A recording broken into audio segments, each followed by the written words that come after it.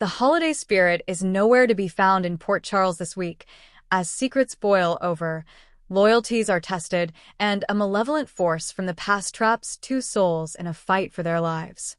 From a confrontation that will shatter a family to a dangerous proposition that could alter the city's criminal landscape, and a supernatural ordeal in a claustrophobic elevator, this week on Beyond the Gates promises to be one for the history books. Monday, December 1st, a web of lies begins to unravel.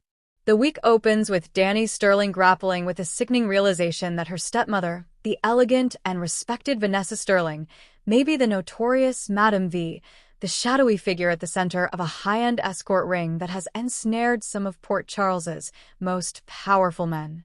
Dani's discovery of a cryptic ledger in Vanessa's private safe has left her reeling, but evidence on paper is one thing. Hearing the confession from her stepmother's lips is another. Fueled by a mix of betrayal and righteous anger, Dani corners Vanessa in the solarium of the Sterling mansion. The confrontation is deceptively calm at first, a masterclass in passive-aggressive tension. "I thought we were past this distrust, Daniela," Vanessa purrs, arranging a bouquet of white roses. But Dani doesn't flinch. She slaps the photocopied pages of the ledger onto the glass table. "Let's talk about your charity work, Vanessa. The one where you match young women with wealthy benefactors." Vanessa's mask of composure cracks for a fraction of a second, a flicker of panic in her eyes that confirms everything for Dani. What follows is a blistering exchange where Dani accuses Vanessa of not just profiting from vulnerable women, but of destroying their family's legacy and her father's memory. Vanessa, however, is a master manipulator. She turns the tables, accusing Dani of being jealous of her position and of trying to destroy her father's second chance at happiness. She offers a twisted, plausible explanation for the ledger, a private art acquisition fund, daring Dani to take her baseless accusations public. But as Dani storms out, we see Vanessa's hand tremble as she reaches for her phone. The first thread has been pulled, and the entire tapestry is beginning to unravel. Meanwhile, at the Grating Wolf pub, Smitty is presented with an impossible choice. Martin Carras, the reformed crime lord Smitty has sworn to protect, sits across from him, his face etched with rare fear. Joey the Fist Malenko, a brutal enforcer from Martin's past, is in town and looking to muscle in on Martin's legitimate businesses. Martin, wanting to maintain his hard-won peace, believes Joey can be reasoned with, or at least paid off. But Smitty, whose instincts are honed from a lifetime on the wrong side of the law, knows better. Men like Joey don't want to slice Martin. They want the whole pie, and they'll bake you into it, Smitty warns, his voice a low growl. The question hangs in the air between them. Will Smitty's protective instincts force him to take on Joey himself, potentially resurrecting the very violence he helped Martin escape? Tuesday, December 2nd. Trapped with a ghost. Shanice Jones and Ted Humphrey's professional partnership takes a terrifying turn. Tasked with investigating the mysterious, decades-old disappearance of a socialite from the now-defunct Ravenswood Lodge, they enter the building's original, ornate elevator to access the sealed-off penthouse. The moment the brass gates clang shut, the atmosphere shifts. The lights flicker, and the elevator lurches to a halt, plunging them into darkness between the 12th and 13th floors.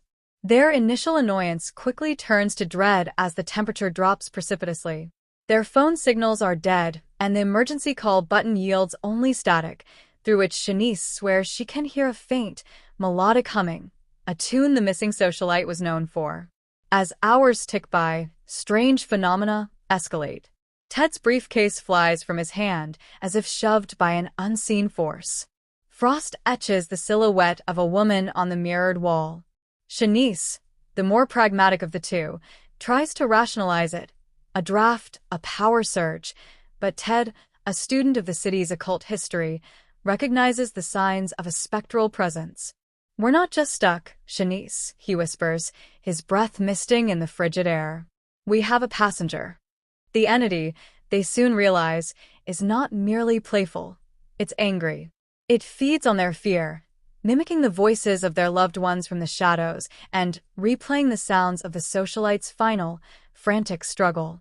Their confinement becomes a pressure cooker, forcing them to confront not only the ghost in the elevator, but also the long-simmering tensions in their own partnership. Trapped and terrified, they must work together to unravel the mystery of the socialite's death before her restless spirit decides to claim two new companions for eternity. Wednesday, December 3rd, A Devil's Bargain and a Mother's Plea. The situation with Joey Malenko comes to a head. Ignoring Smitty's advice, Martin arranges a meeting at the waterfront. It goes as poorly as Smitty predicted. Joey, a hulking man with cruel eyes and scarred knuckles, dismisses Martin's offer of a payoff. He doesn't want money, he wants submission. He lays out his plan to use Martin's nightclub, Karaz's Den, as a front for his own illicit operations. When Martin refuses, Joey's threat is chillingly simple. Then I'll find a new way to motivate you. That pretty daughter of yours, she's at Port Charles University, right? This crosses a line Smitty cannot abide. Confronting Joey alone in a dimly lit warehouse, Smitty offers a counterproposal, a one-time, high-stakes smuggling job that would net Joey more than a year's profit from the club. It's a devil's bargain. The job is incredibly dangerous, crossing paths with a rival syndicate, but if successful, Joey agrees to leave Port Charles for good. Smitty is putting his own freedom and life on the line to protect Martin's family, a debt Martin never asked him to take on. As Smitty shakes Joey's meaty hand, he knows he may have just sold his soul to save his friend. Back in the Sterling mansion, Vanessa makes a desperate play. Realizing Danny is a loose cannon, she attempts to weaponize her maternal role. She stages a tearful breakdown in front of Danny, confessing to a sanitized version of the truth. She got in over her head with some bad investments and was forced to facilitate a few introductions to pay off a debt. She paints herself as a victim, pleading for Danny's understanding and, more importantly, her silence, for the sake of the family. If this gets out, we'll lose everything your father built. Is that what you want? She sobs. For a moment, Danny wavers, seeing the vulnerable woman instead of the cunning madam. But later that night, Danny receives an anonymous text message, a photo of Vanessa, cool and composed, meeting with a known underworld figure the very same day. The message is clear. She's lying. Thursday, December 4th.